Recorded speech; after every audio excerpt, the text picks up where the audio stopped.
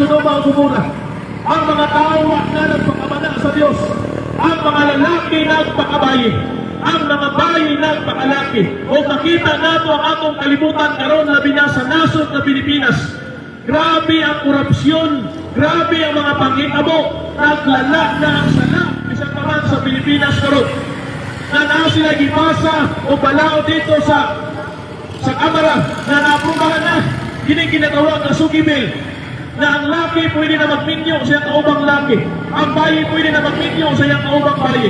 Ang wala nasabtan ka na pagkitabo mga kaisunan dahil tabo ka na sa Sodoma o Gomora o kanang na alaw-ayan maunay gikasukan sa Diyos o di gusto ang Diyos anak kung may rason na gisunod niya ang Sodoma o Gomora o ang kalimutan na ginunong sa Diyos na ang himutan nato karon ibang din sa 1 Peter chapter 3 o 2 Peter makita nato niya na ang kalimutan karon ng kaisunan maabot ang adlaw sunugod kini sa Dios kung sa Dios ang kalimutan pinaagi sa kalayo tungod kay ang tao puno na sa kadautan ang mga tao di na mo ilang Diyos ang mga tao ang ilang giunahunaan ang ilang kaugalingon lamang ang nang silang unahuna ang kanti na sila okay na wala inferno okay na ang wantana anak ko paningkamot ako importante mabuhay ko ang nasabtan sa mga tao na ang ginabuhay din sa kalimutan adunay kaumanan adunay katapusan mauna na kaisunan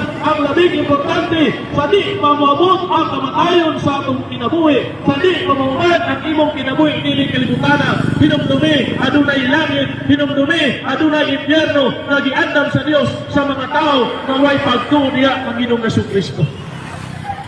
Makita nato na kitang tanan kandidato kita mga atong impyerno tinuod na kandidato yun ang kanang tao mga atong impyerno.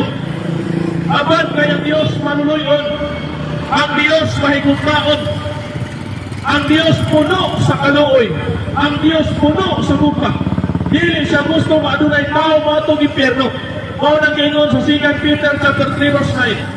Makita nato diya na dili gusto sa Dios, na dili buot sa Dios na ang mga tao moadto sa impyerno, na gusto niya ang mga tao munangop diya sa Dios, maghinulsol. Unsa man ang hinulsulan sa tao? Hinulsulan sa tao ang iyang mga sala. Unsa man ang mga sala?